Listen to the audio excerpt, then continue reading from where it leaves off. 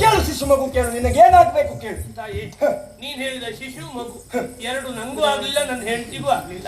ಯಾರಿಗಾರು ಒಬ್ರಿಗಾರು ಆಗುವಾಗ ಅನುಗ್ರಹಿಸಿ. ಇಲ್ಲ ಶಿಶು ಮಗು, ಸ್ವಲ್ಪ ಸಮಸ್ಯೆ ಉಂಟು. ಏನು? ಮದುವೆಯ ದಿವಸವೇ ಮೂಲ ಸ್ಥಾನದಲ್ಲಿರುವಂತಹ ಗುರುವಿಗೆ ಬಲವಾದ ಪೆಟ್ಟು ಬಿದ್ದಿದೆ.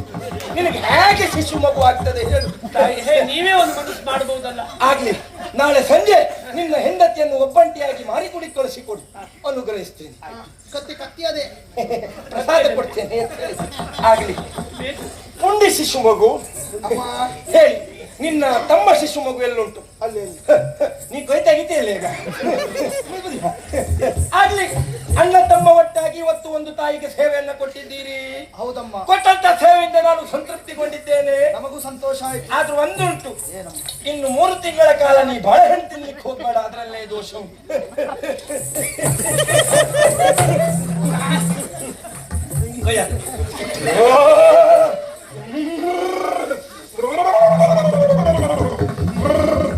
ಇದು ಯಾವ ಶಿಶು ಮಗು?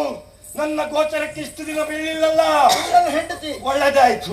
ಏನ್ ಮುಂದೆ ಬಾ, ನೀ ಬಿಡ, ಕೈ ಬಿಡ, ಮುಂದೆ ಬಾ. ದೇವರ ಹತ್ರ ಯಾಕೆ ಹೆದರಿಕೆ?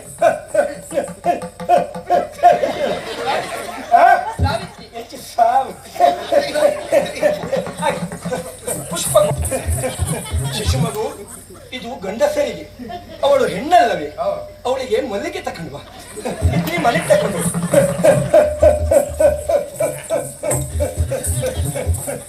ಉಳಿದದೆಲ್ಲ ಮಲ್ಲಿಗೆ ಇಟ್ಕೋತೇನ, ದೊಡ್ಡ ತಗೋಬೇಡ.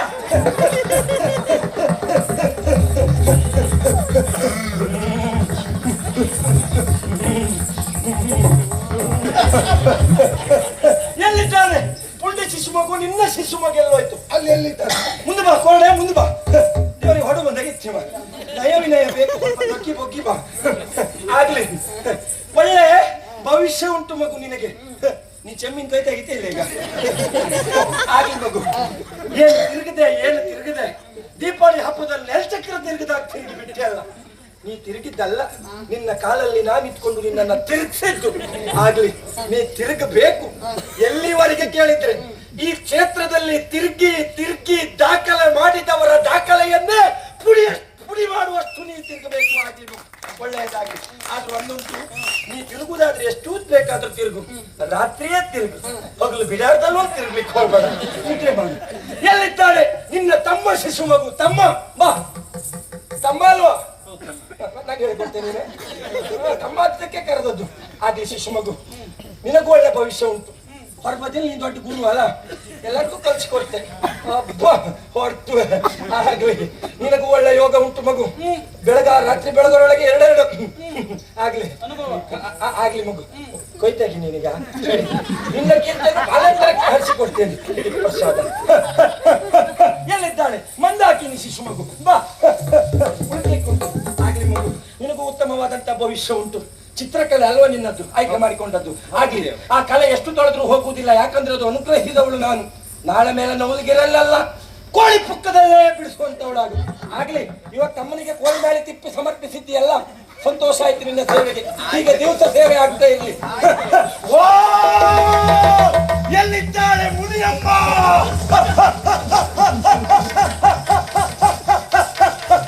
ಮುಸ್ಕು ತೆಗಿ. ಮುಸ್ಕಾಕೊಂಡು ತಿರುಗು ಹೆಂಗಸರು ನೋಡಿದ್ರೆ ಆಗುದಿಲ್ಲ ನನಗೆ. ತೆಗಿ ಮುಸ್ಕು. ನನ್ನ ಮಗುವಾದಂತ ಭುಜಂಗನಿಗೆ ಹೊಡಿತೀಯಲ್ಲ, ಅವನಿಗೆ ತುಳಿತೀಯಲ್ಲ, ಏನಂತ ಮಾಡಿಕೊಂಡೆ? ಕೊಡ, ಉಂಗ್ರ ಕೊಡ, ಬೇಗ ಉಂಗ್ರ ಕೊಡ, ಉಂಗ್ರ ಕೊಡ. ಏನ್ ಧರ್ಮಪತ್ತದ? ಎಷ್ಟು ಕಷ್ಟಪಟ್ಟಿನಿ. ಹೆಕ್ಕಿ ಕೊಡ, ಕೊಡ. ಆಗ್ಲಿ, ಕೊಡಿದೇವ್ರೆ ಹೂವು. ಇದ್ರ ಕೊಟ್ಟಿ ಹೂ ಬೇರೆ ಕೇಳಿ. ನಡಿ, ಬೇರೆ ಏನಾದ್ರೂ ಕೇಳುವುದುಂಟಾ? ಚೌಳಿ ಸಮರ್ಪಿಸ್ತೇನೆ. ಚೌಳಿ ಆದ್ರೂ ನಿಮ್ಮ ಶಿಶು ಮದುವೆ ಅಲ್ವೇ? ಹೌದು, ಬೇರೆ ಅಮ್ಮ ಮಾರಮ್ಮ. ಹೇಳಮ್ಮ. ಅಮ್ಮ, ನಮ್ಮ ನಾಡು ಎನ್ನುವುದು ಸುಭಿಕ್ಷೆಯಿಂದ ಕೂಡಿತ್ತು, ಈಗ ಹಾಗಲ್ಲ. ನೀ ಚೆಮ್ಮಿನ ಕೈ ತೆಗಿತೇನೆ. ಎಲ್ಲಿ ನೋಡಿದ್ರು ಅನ್ಯಾಯ ಅಧರ್ಮ. ಇದಕ್ಕೆಲ್ಲ ಕಾರಣ ಯಾರು? ನಾಡಿಗ ನಾಡೇ ಉರಿದು ಬೀಳುವಂತಹ ಸನ್ನಿವೇಶವರೆಗೆ ಬಂದಿದೆಯಾ? ಒಳ್ಳೆಯ ಪ್ರಶ್ನೆ, ಒಳ್ಳೆಯ ಪ್ರಶ್ನೆ. ಈ ಊರಿಗೆ ಊರೇ ಹಾಳಾಗಿ ಹೋಗ್ತದೆ, ಊರಿಗೆ ಬಲಗಾಡ ಬರ್ತದೆ, ಚಂಬಳ ಕೈ ಹಾಕಿದ್ರೆ ದೇವ್ರ ಸುದ್ದಿ ಹಾಕ್ತದೆ. ಈ ಏಕೆ ಹೌದು ನಾ ಇನ್ನೊಂದು ದೇವ್ರು ನನ್ನ ಗಂಡಿನ ಸುದ್ದಿ ಹಾಕ್ತೇನೆ ಮಾರಪ್ಪನ ಸುದ್ದಿ ಹೌದೌದು ಹೆಣ್ಣಿಗೆ ಗಂಡಿನ ದೇವರು ಅದಲ್ಲ ಮೂಲ ವಿಷಯ ಏನು ಈ ಊರು ಇಷ್ಟು ಹಾಳಾಗ್ಲಿಕ್ಕೆ ಕಾರಣ ಇಲ್ಲಿ ಒಬ್ಬ ವ್ಯಕ್ತಿ ಬಂದಿದ್ದಾನೆ ಮೊದ್ಲಿದ್ದವನ ಈ ವರ್ಷ ಬಂದವನ ಸತ್ಯ ಅಂತ ನೋಡಿ ಆ ಕಡೆ ಪಿಂಕ್ ಅನ್ಸು ಅವ ಈ ವರ್ಷವೇ ಬಂದವ ಅಲ್ಲ ಮೊದ್ಲಿದ್ದವ ಅವ ಇಲ್ಲಿ ಇದ್ದದ್ರಿಂದಲೇ ಈ ಊರಿಗೆ ಇಷ್ಟು ಅನಾಚಾರ ಅತ್ಯಾಚಾರ ಎಲ್ಲ ಆಗುವುದು ಯಾರು ಸ್ವಾಮಿ? ಅವ ಬೇರೆ ಯಾರು ಅಲ್ಲ ಅವೊಬ್ಬ ಹೆಣ್ಣು ಮಕ್ಕಳ ಹುಚ್ಚ ಅವ 23 ಸರಿ ಬಡಗಿ ತಿಂತಿರುವವ ಅವ ಬೇರೆ ಯಾರು ಅಲ್ಲ ಅವನು ಉಪಶಕ ಮೂರ್ಖ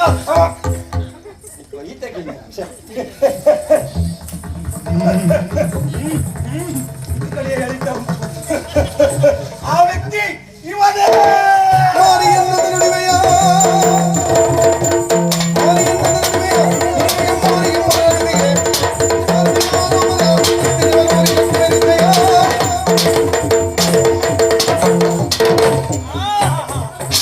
ತಾಯಿ ಹರಿವಾಣ ನೈವೇದ್ಯವೂ ಆಗೋಯ್ತು.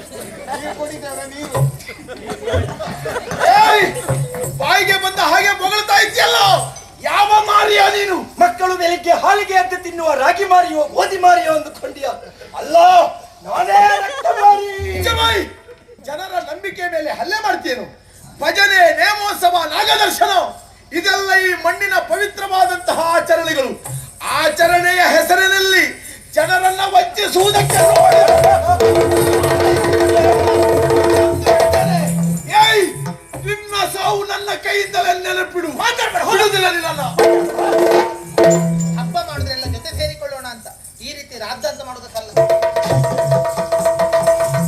ಹಾಗಾದ್ರೆ ಎಲ್ಲ ಆಯ್ತಲ್ಲ, ಸಾನ್ನಿಧ್ಯ ಸೇರ್ಕೊಳ್ತೇನೆ, ಬೇರೆ ಬದಿ ಹೋಗ್ಬೇಕು.